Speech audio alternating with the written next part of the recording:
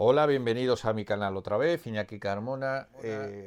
Por fin he reunido tiempo porque es que me es imposible, literal y materialmente imposible. Entonces, las últimas investigaciones en Casa Elena, que es una casa en Oblejas, una casa sobre la que dicen, Elena es la propietaria, que se sucedían una serie de fenómenos paranormales. Eso de fenómenos paranormales sabéis que no va conmigo.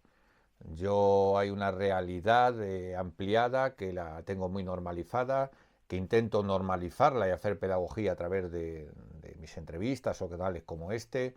Doy la bienvenida a este canal a personas como doctora Luján Comas, que es de todo el mundo conocida, la tenéis en la Fundación Iclovi, en Somos Alma. Ahí tengo una entrevista reciente con ella, donde se abordan todos estos temas desde una perspectiva totalmente diferente, que es el del enigma de la conciencia. Yo cuando hago esta diferenciación lo subrayo mucho. Las voces, las psicofonías, que realmente se tenían que llamar interacción sí auditiva, lo saco de ese encasillamiento divulgativo, sensacionalista, y lo abordo de una cosmovisión nueva que la vais a ver en el reportaje. Ahora vais a escuchar psicofonías, que os vais a quedar impactados, impactados, pero luego va a haber voy a montar sobre las imágenes de la experiencia que realizamos en Casa Elena y también en el cañón del río Lobos, dos lugares con mucha fuerza. Os voy a hacer un relato de algo que a lo mejor nunca habéis oído hablar sobre las psicofonías. No tiene nada que ver con la transcomunicación que es más reciente, ¿no? El uso de soportes físicos para grabar, sino que esa interacción con inteligencia creativa ya está en Clátiro de Platón, está en los sacerdotes egipcios, de eso vamos a hablar hoy. Por ejemplo, yo sé que no habéis oído hablar de los calusaris romanos, cómo sanaban a través de la logoterapia, del sonido. Si permanecéis atentos, que creo que merece la pena, mientras veis las imágenes de la experiencia de Casa Elena, mientras recorríamos esos largos pasillos, ya digo que fue cementerio durante mucho tiempo, luego también cárcel de la Guerra Civil, en fin, creo que si permanecéis atentos vais a aprender mucho y no es falsa modestia. Como digo, doy la bienvenida a la doctora Rohan Kuomas, que se ha suscrito a mi canal, cosa que agradezco. Vais a ver una entrevista con ella en Somos Alma, en fin, donde por hablo de cosas eh, a lo mejor poco escuchadas, ¿no? Pero cómo, por ejemplo, los templos egipcios se relacionan con los órganos humanos, cómo tienen un conocimiento eh, de cómo interactuar con esa inteligencia creativa, de cómo funciona el ser humano. Por ejemplo, cuando respiras, pues aquí se levanta en esta estructura del cráneo y se produce como una onda que a través del líquido cefalorraquídeo manda información al cuerpo, cómo el corazón está en la intersección del mundo inferior con el superior y según el Instituto Harman, todas nuestras sensaciones, todas nuestras emociones, es decir, todas se recogen en el corazón. Es un órgano muy inteligente, ya lo decían los egipcios, en la inteligencia del corazón. Y además figuraros que late a 5.000 veces un pulso magnético más increíble que el cerebro. Con un magnetómetro podemos 2 o 3 metros fuera del cuerpo recoger realmente esa inteligencia del corazón.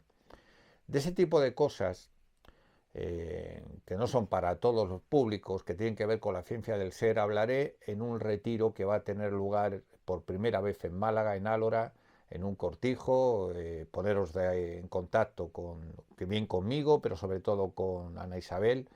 eh, en fin, en mi muro, o si queréis me hacéis preguntas, yo os contesto. Va a ser un retiro muy especial y de hecho las voces, qué curioso, las voces que vamos a oír hoy, hablan de ese retiro y hablan de la sorprendente capacidad de Ana Isabel para sanar a través de lenguas ancestrales.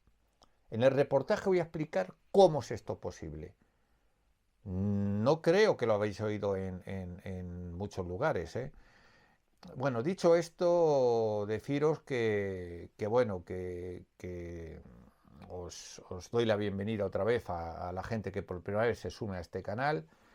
Ya sabéis que yo las psicofonías, estoy de acuerdo con Haverde. Haverde fue el director del Instituto de Friburgo, un parapsicólogo muy eminente que estudió a Jürgenson, uno de los pioneros de la transcomunicación, y él decía que realmente detrás del fenómeno de las voces, prácticamente para él estaba a la altura del descubrimiento de la física nuclear. Esto es muy importante porque yo estoy de acuerdo.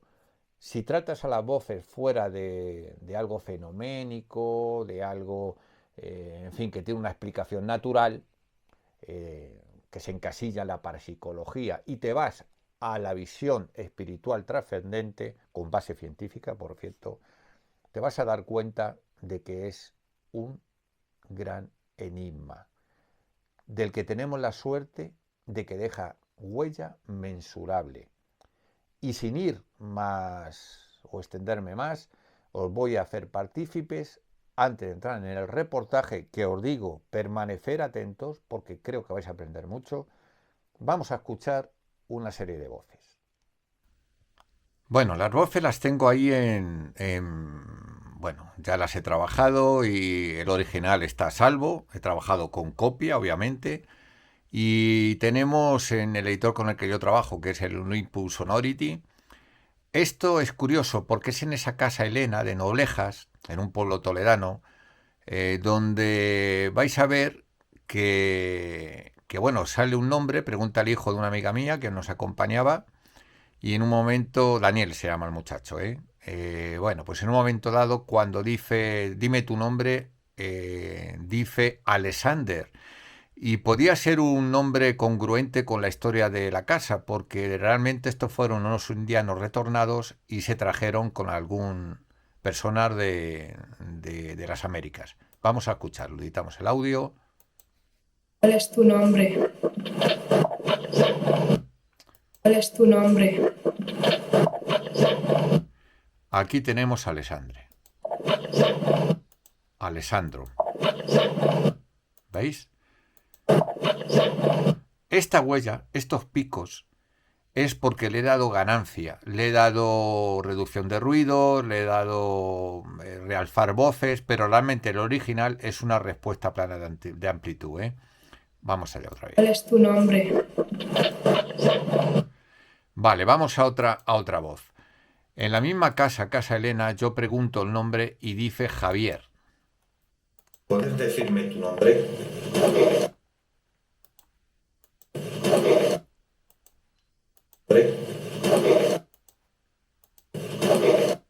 ¿Puedes decirme tu nombre?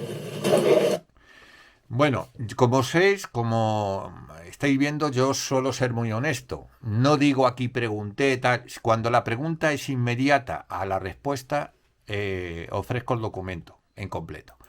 Aquí tenemos igual. Esto es curioso porque realmente en esa casa estamos centrados en recoger voces de in situ, de esa misma casa y de esa investigación. Pero tiene que ver con el retiro que vamos a realizar, donde va a ser una experiencia no solamente de yoga, de canalización, de logoterapia, sino transcomunicativa. Por primera vez en un retiro se va a hablar, o cuando ellos están en un estado meditación profundo, yo voy a captar, ¿no?, desde esa amplitud de conciencia, desde esas ondas sincronizadas, que se manifiesta. Bueno, pues dos voces dicen, hablan entre ellas y dice, lo de Málaga, mirar. El de Málaga, lo de Málaga, él va. Se están refiriendo a mí.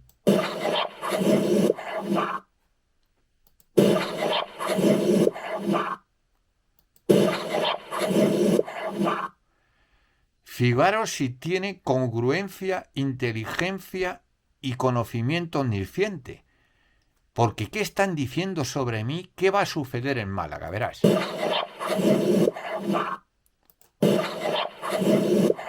Lo de Málaga, él va. Bien. Aquí, como sabéis, la veréis, vais a ver los sótanos con unas grandes tinajas, donde la guerra civil, pues sabéis que hubo, pues bueno, tristemente un conflicto entre, bueno, los sacerdotes, el clero fue perseguido. En un momento dado se oye el cura. Vamos a escucharlo.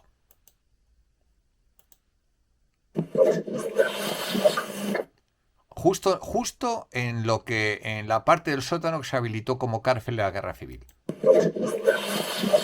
Aquí es muy latente, se oía pobre el cura, pero el cura se oye perfectamente.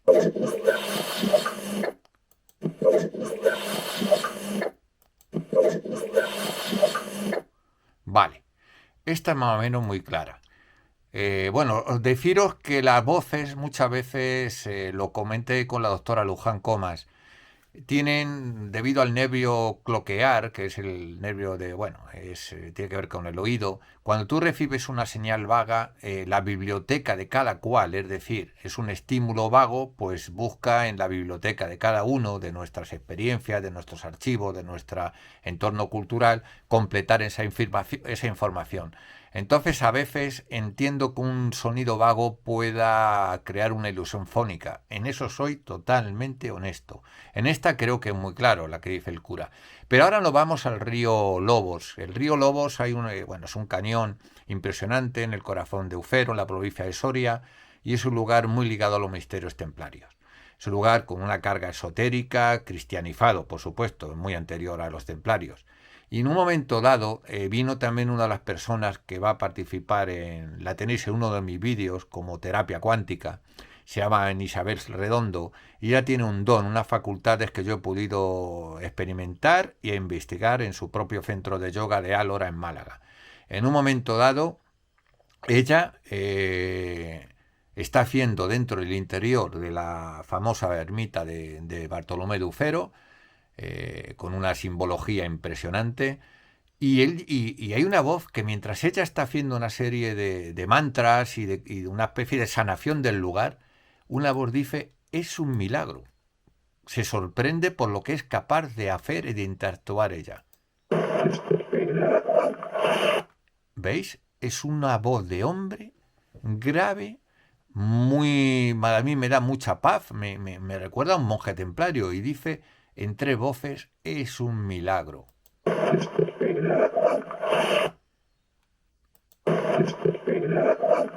Es un milagro. Se sorprende por cómo puede estar interactuando con esa quizás energía e información, lo que Tiller define como un sistema metaestable, es decir, hay una base científica, ¿no? Cómo los lugares se caracterizan por nuestra intención.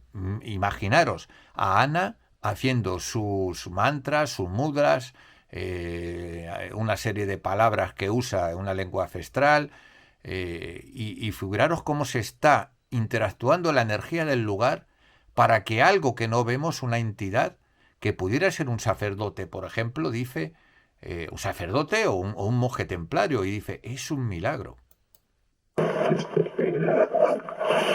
Bueno, a mí me ha dejado, impresionado. Esta también es en el río Lobos y dice, fantasmas, como que hay fantasmas en el interior. Es clarísima, clarísima. Es fantasmas. Está hablando, figuraros otra vez, editamos el audio.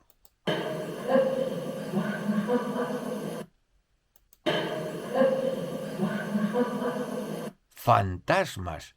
O sea, en el lugar está habitado por fantasmas.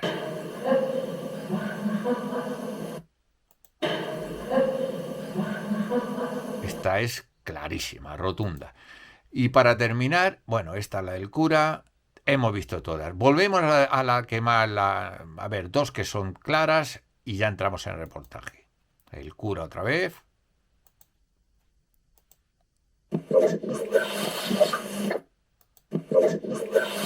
El cura, esta es impepinable. Y para terminar, la de es un milagro. El milagro es qué don o qué facultades tiene, que afortunadamente en el retiro que vamos a llevar en Álora, Málaga, en un cortijo, creo que es la persona adecuada. Ella, una profesora medium, profesora de yoga y medium como es Raquel. Ana, con su facultad de la logoterapia, que ahora en el reportaje vamos a explicar los antecedentes de cómo es posible sanar a través de las lenguas ancestrales y de la modificación y alteración del sonido. Y yo daré un taller sobre la ciencia del ser, sobre lo que vais a oír a continuación en el reportaje, y también grabaré las experiencias para un grupo reducido de personas que se han apuntado a ese retiro. Pero, por supuesto, es un milagro.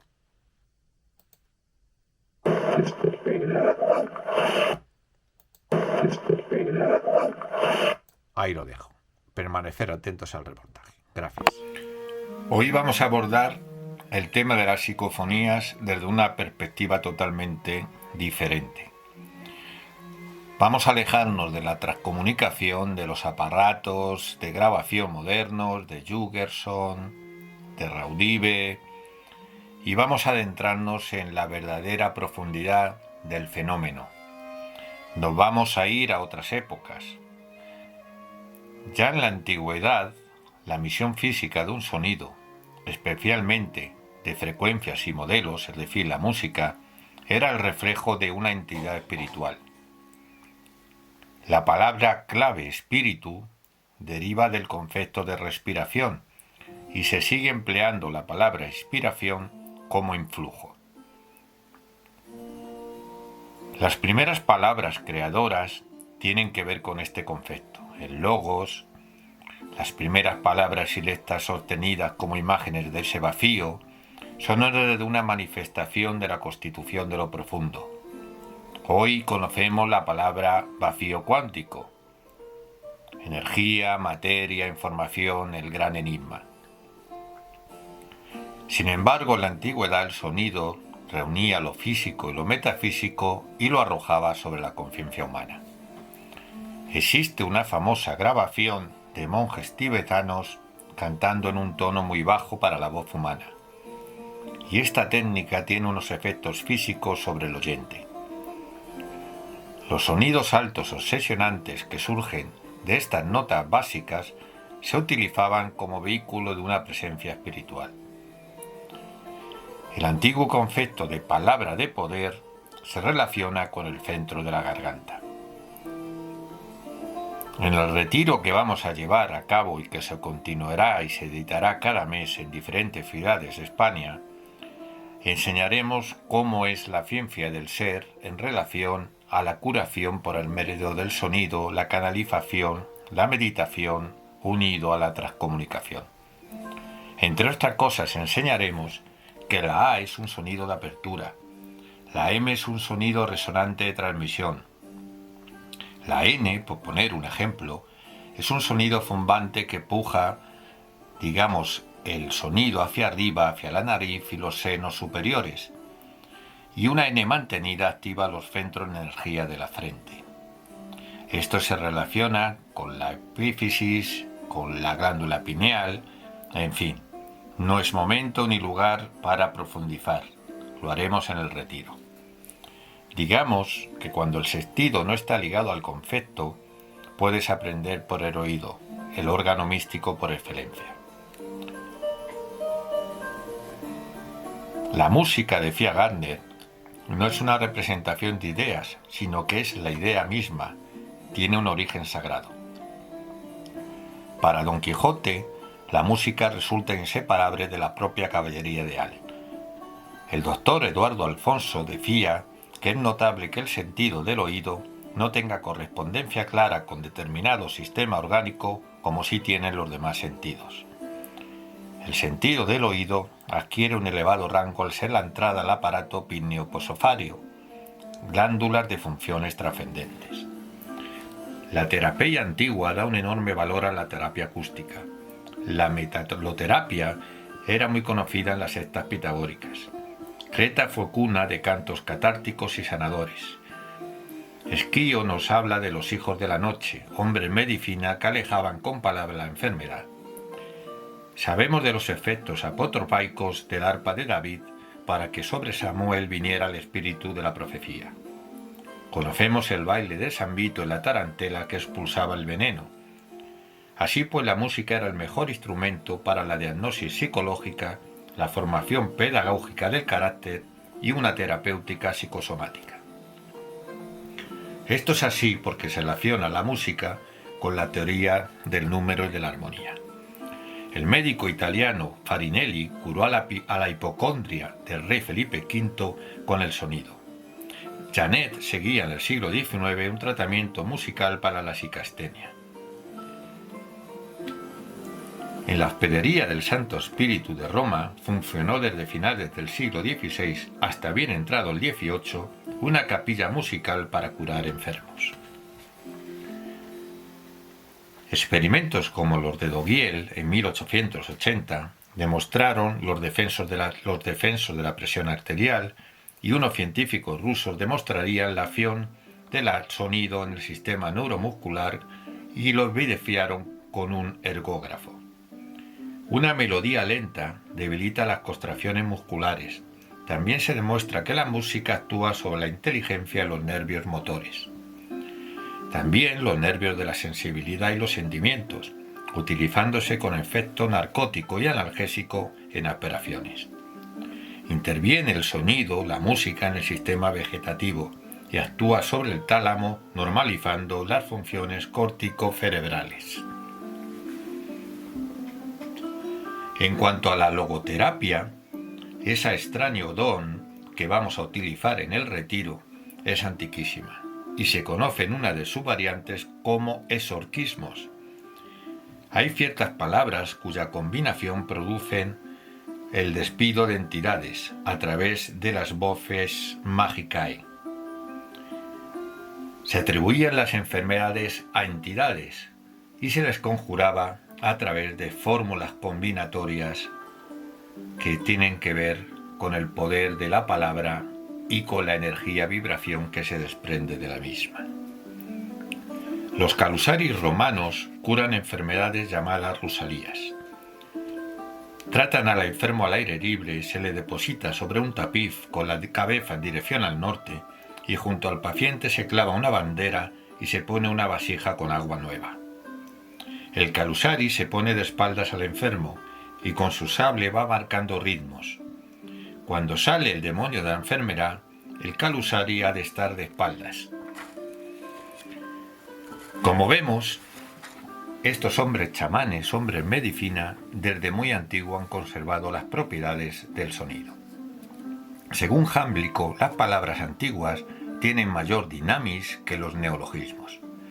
Luego viene la imposición de manos y entre todo ello se conjuga y se llega a una técnica sanadora que se ha ido perdiendo a lo largo del tiempo. En Egipto, el Ka se reproduce bajo la forma de dos brazos alzados, aludiendo al doble hombre, la proyección del espíritu. Sus vibraciones son de 13.500 unidades y afectan al cuerpo etéreo. Toda la geografía mística del antiguo Egipto se distribuía de acuerdo con las 14 partes del cuerpo despedazado de Osiris. Nadie como los egipcios conocían el valor del genus loci, es decir, el dominio de fuerzas como telúricas y su acción sobre el hombre. Recibimos radiaciones cósmicas y extragalácticas, ondas electromagnéticas que tienen una modulación de frecuencia que se mide en gigahercios, lo cual es igual a 1.000 millones de vibraciones por segundo. Hay muchas analogías entre la topografía de la Tierra como ser viviente en nuestro cuerpo. La geobiología habla de penetración geopatógena. El Instituto Max Planck demostró una influencia de estas fuerzas sobre la sangre y los tejidos en base a una despolarización. La técnica empleada en la arquitectura sagrada es también filosofía, pues reproduce la vida. Así en Egipto los templos eran conocidos como casas de la vida. Por eso Imhotep en Egipto es médico y arquitecto. El Instituto de Investigaciones Geobiológicas de Chardon, Suiza, comprobó sobre el zodiaco esculpido en el techo del templo de Hathor en Dendera cómo la orientación de una onda procedente del este a 90 grados, la onda Ra, da al cuerpo energía vital. Otra onda a 77 grados, la llamada onda Isis, ataca los tumores, y esto se sabe porque una célula sana ha de tener una frecuencia que oscila en derredor de 27 MHz.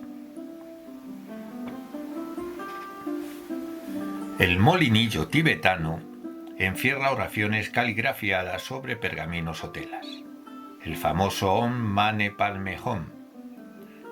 Hay monjes tibetanos y letrados que de repente, por ese influjo de la palabra vibración, empieza a hablar lenguas modernas o leen textos latinos y griegos muy antiguos, algo que en el cristianismo se relaciona con el Pentecostés o el don del discernimiento de espíritus.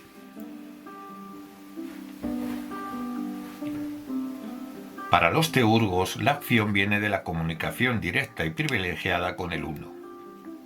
Se diferencian dos formas de teurgia: la teléstica, que se basa de estatuas para recibir a través de ellas oráculos, y la mediánica, que se vale de un medio. Los teléstatas reproducen los símbolos de los dioses por medio de exclamaciones inarticuladas, es decir, un no lenguaje lógico. Esto es lo que hace Ana en sus sanaciones. El conocimiento intelectivo se suspende, y el teléstata recibe las combinaciones y las divisiones de los sonidos por una impronta natural y por un don que se imprime directamente por esa inteligencia creativa. En el Crátilo de Platón encontramos algo parecido a las psicofonías. Entrecomillamos que los dioses indican cosas a los hombres configurando el aire a su voluntad. El aire recibe las intelecciones divinas, llegando a nosotros a través de ruido, sonido o modulación. Todo ello se actúa por una vía que no es perceptible. La impresión adoptiva no viene de fuera y a veces usa de intermediarios. Se enseña, y esto tendría que ver con las modernas constelaciones familiares, que los psicos participan de las faltas de sus antepasados, pudiéndose liberar por medio de las prácticas teléstatas, es decir, de la logoterapia. Entrecomillamos que las sílabas y las letras parecen temer en los nombres la razón de su esencia. Si conoces la combinación, conjuras y reprogramas el órgano o aquella parte del alma enferma. Dice Giordano Bruno en su Mundo, Magia y Memoria que el espíritu se contrae haciéndose vasija o instrumento, de modo que así manifiesta su presencia. Estatuas hablantes de la teurgia o teopeya hecha por los sacerdotes egipcios, como recoge el Asclepio. De esta manera se funde materia, alma y entendimiento. El arquetipo creador está en la palabra, el mundo fue hecho por él. Invisibilia Deia Creatura Mundi.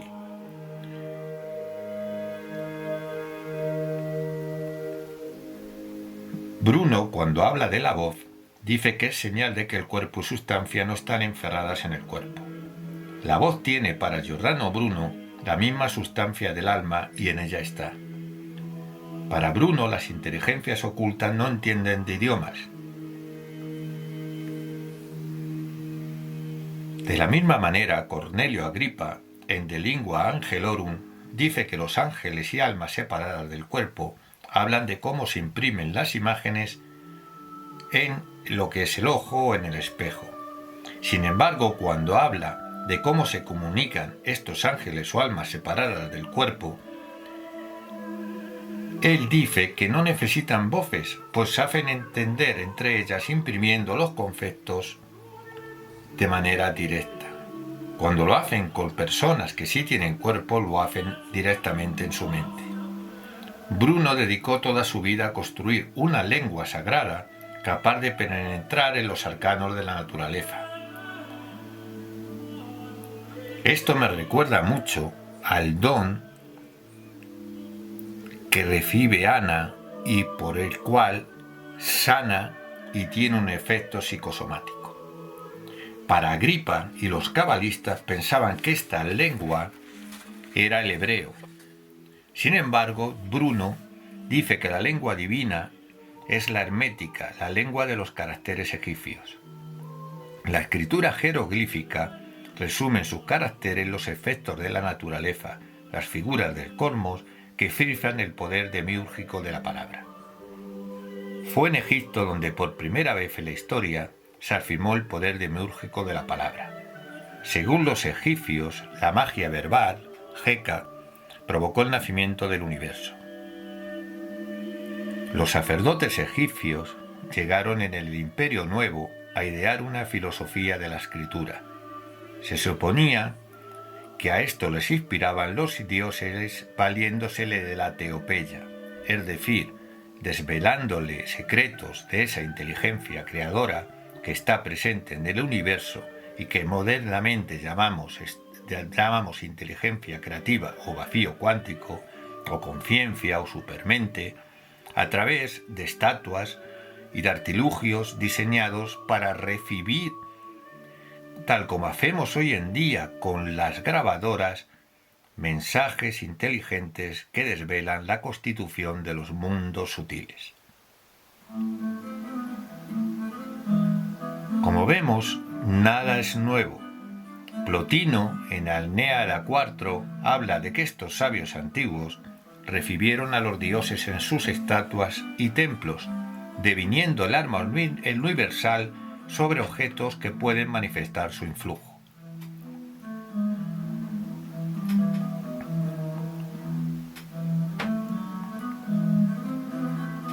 Los egipcios captaban las voces por medio de estas maravillas. En los oráculos de Dendera, la sacerdotisa aprovechaba el ruido del viento sobre los árboles para decodificar y descifrar los mensajes de la inteligencia universal.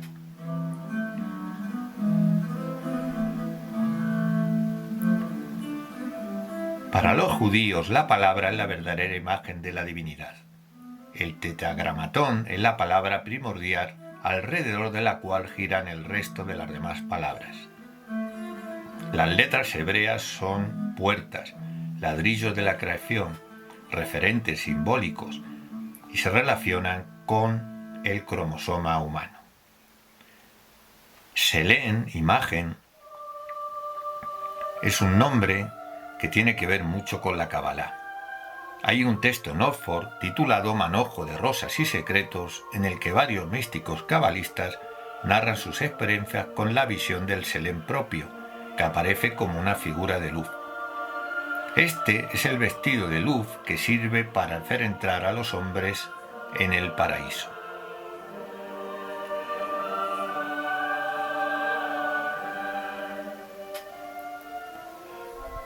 Según el Enoc hebreo, determinadas estructuras provocan el descenso de entidades celestiales para la manifestación de la revelación. Los sabios interpretan que el secreto del nombre, Eye Gaser Eye, yo seré lo que seré, revelado a Moisés, es igual al Señor está en su sombra, en tu mano derecha. La interpretación que hacen algunos cabalistas, como Ingabai, es que se desarrolló el fenómeno de la resonancia acústica que se establece entre dos instrumentos para hacerlo entre el creador y su criatura.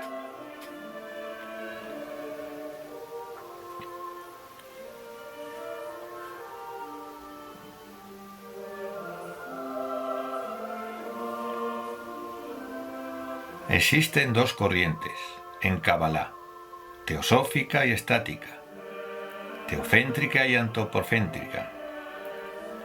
Las sefirot son llamadas midot, atributos. La unificación de las sefirot se produce durante la recitación de la Shema. El Aleph en la palabra Ejad, uno, representa la sefirá Keter. Las sefirot están aludidas en la palabra Ejad, como si el pensamiento hiciera que las 10 sefirot entraran en Keter. En la Cábala antigua encontramos una interpretación recurrente de la palabra Ejad. Isaac el ciego dice que Aleph tiene que ver con el secreto de la materialidad y alude a una entidad que el pensamiento no puede alcanzar, el antropos divino.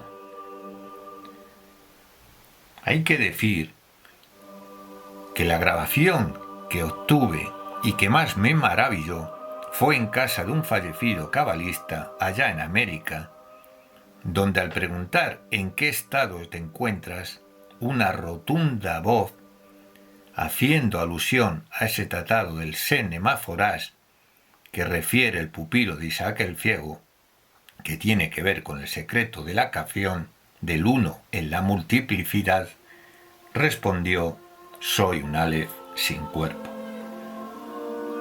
Así pues, en las psicofonías hay mucho más allá cuando la vibración es elevada por una resonancia elemental. Uno recibe las intelecciones desde los mundos superiores.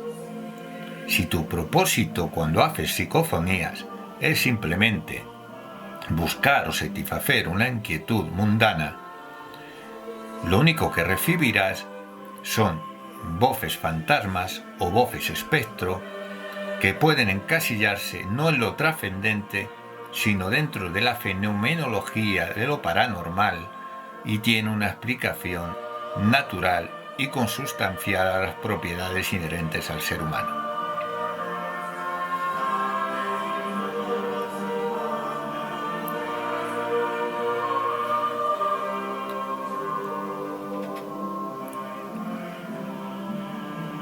Hecha esta precisa distinción, es del todo necesaria para entender que el fenómeno de las psicofonías, el mover energías sutiles, el interactuar con lo profundo, no es algo que esté destinado a cualquier persona.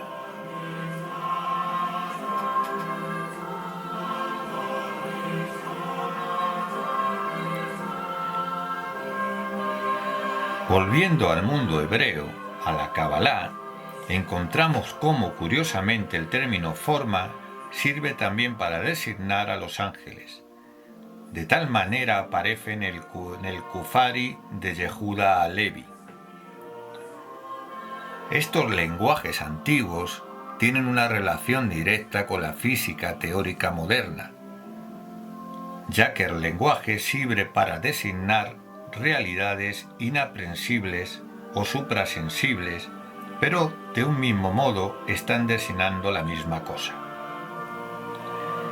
El templo en el mundo egipcio es el locus de la revelación, donde se produce el oráculo de Yahvé. La revelación era provocada por recursos mágicos. Esta práctica se debe comparar a técnicas neoplatónicas y herméticas para obtener revelaciones por el descenso de los dioses sobre estatuas preparadas a este efecto, lo que hemos llamado teurgia.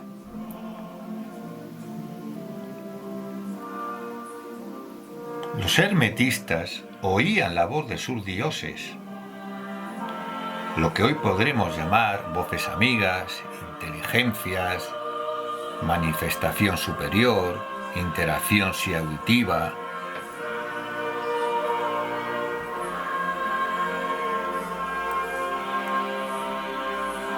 Lo interesante, y ahí va el aviso para navegantes para finalizar este documental, es que tú no te puedes acercar al fenómeno de la transcomunicación de una manera simplemente mundana. Conlleva lo sagrado, acercarse a través de lo sagrado.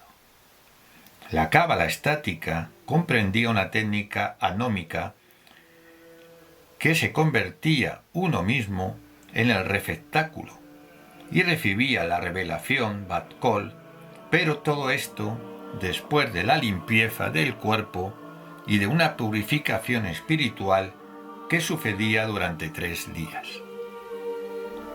En esos 3 días había 3 preparaciones sobre el cuerpo externo, sobre el cuerpo interno y sobre la imaginación. Así pues, en el retiro, una meditación profunda, un ayuno, una dieta, una intención y un egregor pretenden ser o convertir a los allí presentes en el receptáculo de una manifestación superior, de una conciencia supermente que a todos nos envuelve, de la que todos formamos parte y de la que en estos retiros que irán sucediéndose mes a mes, extraeremos revelaciones y también sanaciones.